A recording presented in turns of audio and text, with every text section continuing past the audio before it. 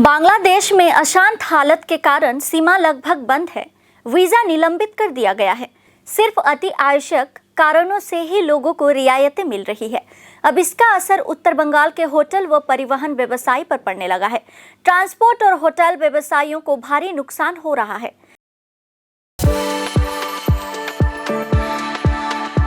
We are the dreamers, the achievers and the leaders. Come, join us today.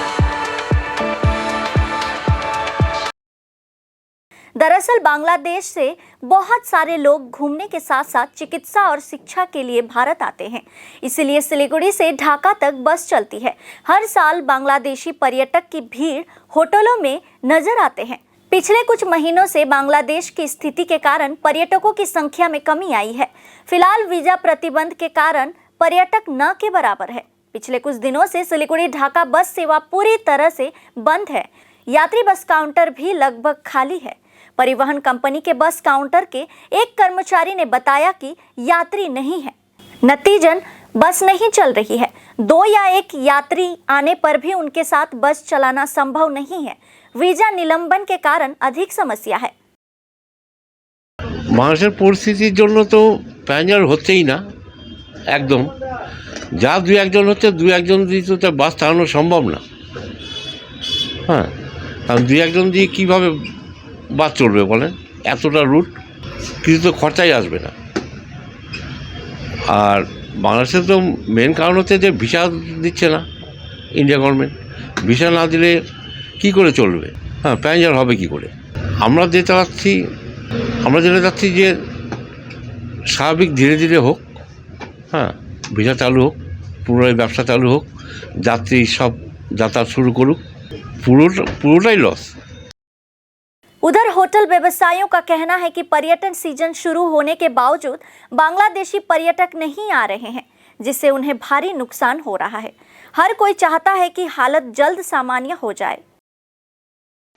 আমরা শিলিগুড়িতে থাকছি। শিলিগুড়ি টি timber আর tourism, তো এখন টিম্বার তো নাই, টি আর ট্যুরিজমই মেন আছে শিলিগুড়ি আর নর্থ বেঙ্গলে। আর এইটা আছে আমাদের পড়োশি দেশ বাংলাদেশ এফেক্ট করে। কেন এফেক্ট করে শিলিগুড়িকে? শিলিগুড়ির হোটেল ব্যবসায়ীরা এমনি গ্লোবাল ইকোনমিকের যে প্রবলেম আছে ওতে তো আছেই, ইফেক্ট আছেই, কিন্তু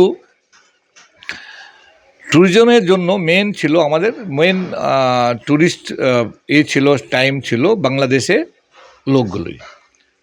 বাংলাদেশ 5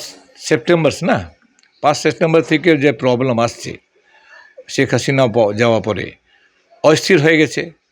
তা আপনার পড়োশি অস্থির হলে, আপনার প্রতিবেশী অসুবিধা গেলে আপনার ইফেক্ট পুরোপুরি আপনার বাড়িতে পড়ে।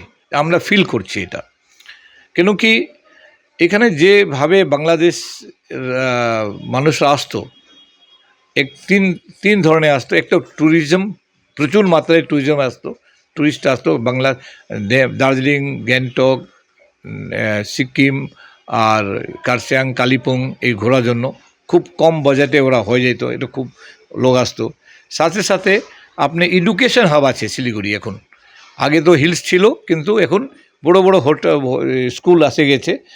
তাতে স্কুলে খুব ইনফ্রাস্ট্রাকচার খুব বড় ভালো হয়ে গেছে। তো বাংলাদেশে স্কুলের বাচ্চাগুলো আসতো এখানে পড়তে।